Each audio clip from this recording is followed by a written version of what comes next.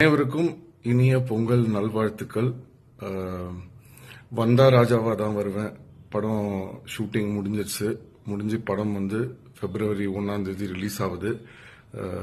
Lyca ப்ரொடக்ஷன்ஸ்க்கும் என்னுடைய director Sundar C அண்ணனுக்கும் என்னுடைய என்டையர் டீம் எல்லாருக்கும் என்னுடைய நன்றியை தெரிவிச்சுக்கிறேன்.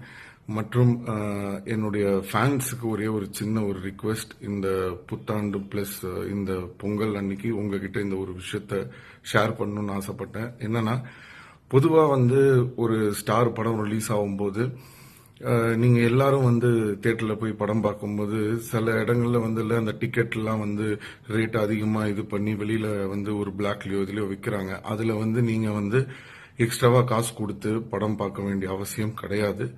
தியேட்டர்ல ஒழுங்கா கவுண்டர்ல என்ன டிக்கெட் விலையோ அதை கொடுத்து படம் பார்த்தீங்கன்னா போதும்.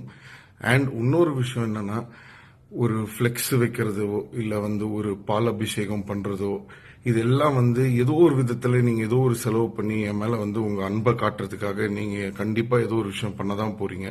ஆனா இந்த ஒரு வாட்டி எனக்காக ஒரே ஒரு சின்ன ரிக்வெஸ்ட், அதுக்கு பதிலா உங்க அப்பா அம்மா தான் உங்களுக்கு எல்லாமே, அதுக்கப்புறம் தான் நானு.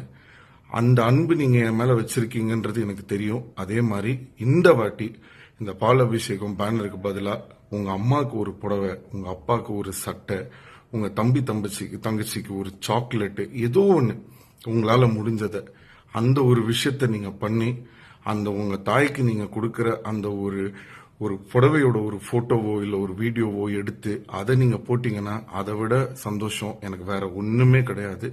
அதை செய்யுங்க, எனக்கு அது போதும். ஏன்னா இந்த பேனர் கட் அவுட் இதெல்லாம் வச்சு நம்ம மாசு கெத்து காட்டுறதுன்றது முக்கியம் கிடையாது. நான் படத்துல நல்லா நடிச்சு உங்களை பேரை நான் காப்பாத்தணும், அதை நான் செய்யறேன். எனக்காக இதை நீங்க செய்யுங்க அப்படின்னு உங்ககிட்ட ஒரு ரிக்வெஸ்டா வைக்கிறேன். ஸோ இந்த நியூ இயர் நல்லபடியா எல்லாருக்கும் ஒரு நல்ல வருஷமா அமையும்னு நம்புறேன். Again, once again, happy Pongal. Love you all. நீங்க இல்லாம நான் இல்லை.